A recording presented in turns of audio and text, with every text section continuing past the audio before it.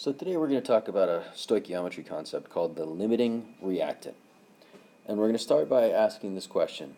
If you had two cars and 10 gallons of gas and no other way of measuring how the cars perform, how would you determine which car gets better gas mileage?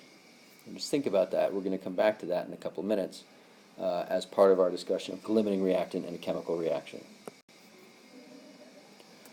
We're going to talk about how you figure out what the limiting reactant is in a reaction and identifying the excess reactant, and then also how you calculate the amount of product you're going to get once you have gotten more than one reactant to work with. Up to this point we've been given one reactant and we've had to calculate the amount of product, whether it's from moles or grams, but in these problems we're going to get more than one to choose from, and we have to know how to decide which reactant to use. So a chemical reaction will continue, will go on, as long as all of the reactants are present. As soon as one of the reactants gets used up, the reaction's over.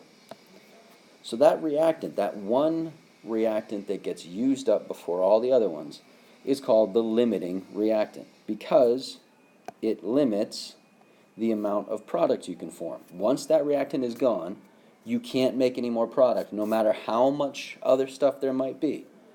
So again, going back to the analogy of cooking, if you're making cookies and you run out of flour, you're done making those cookies, even if you've got plenty of sugar and butter and eggs left over. The one reactant that limits the amount of cookies you can make is flour. And in this case, it could be any of the reactants in the reaction. Which means if the limiting reactant gets used up and stops the reaction, there's going to be some of the other reactants left over. All those other reactants, whether it's one or many reactants, are referred to as excess reactants. So once you know what the limiting reactant is, you know that the excess is everything else. Could be one, could be many. So back to this question really quickly. If you had two cars and you want to know which one gets better gas mileage and all you've got is gas, well, if you put an equal amount of gas in each car and start driving both cars side by side, one of them's going to run out of gas. That's the one that gets less gas mileage, and in this case the one that's still going gets better gas mileage. And this is essentially how we're going to solve this limiting reactant question. When you have two reactants, the simplest thing to do is just do the calculations twice. Okay, once with each of the reactants you're given, follow the calculations through to see how much product you would get for each reactant. Just like you would be doing two separate problems, but now they're part of the same problem. And when you get the product, whichever reactant gives you less product is the limiting reactant. Because that means the other one might be able to give you more, but since the one that gives you less runs out, the reaction's over, no matter how much other stuff there might be. And the amount that you get from the limiting reactant, that smaller answer of the two, that is the theoretical maximum yield for that reaction given the limiting reactant. So in the problems we've done so far, you've been given that limiting reactant and it just as one choice without having to decide, which means that's giving you the theoretical yield. In these problems, you're going to get two choices, and you have to decide what's the limiting reactant, and based on that limiting reactant, what is the maximum amount you can get? What is that theoretical yield? So here's a question. Calculate the amount of product that can be formed when 200 grams of sulfur reacts with 100 grams of chlorine in this reaction. Okay, so here we go. We've got two reactants. We've got a given amount of both. In this case, we've only got one product, so we don't have to be told which product it is. It's the only one there is. The first thing we have to do is figure out, well, which one of these substances is going to get used up first? And it might be, or it might look obvious, well, there's twice as much sulfur, so obviously there's extra sulfur. The problem with that is that this is given in grams, the reaction is in moles, and there's all these mole ratios, there's molar mass to take into account, so you can't just look at the one with a bigger amount and assume that that's the one that's extra. You have to do the calculations. So we're going to do two calculations. we're going to do one calculation starting with 200 grams of sulfur. So this is going to be sulfur S8. And then down below we'll do the chlorine. So 200 grams of sulfur. Sulfur is S8, which has a molar mass of 256. Sulfur is 32 times 8. And then down below we've got 100 grams of chlorine. Chlorine has a molar mass of 71 grams. So if we do this math out, we have sulfur 200 divided by 256, which is 0.78 moles of sulfur.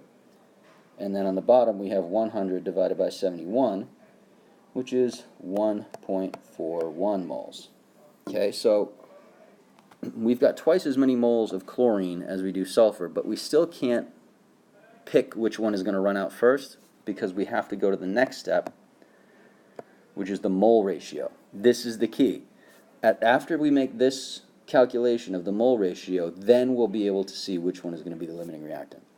So the mole ratio for the top problem here, or the top equation, is the product is 4. That's going to be true on both mole fractions.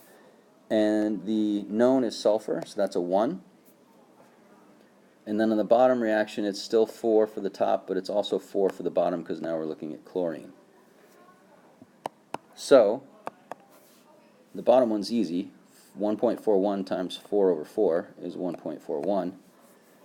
And the top one is 0.78 times 4 over 1, which is 3.12.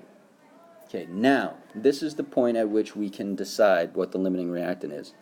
Because now, these two numbers are both referring to the product.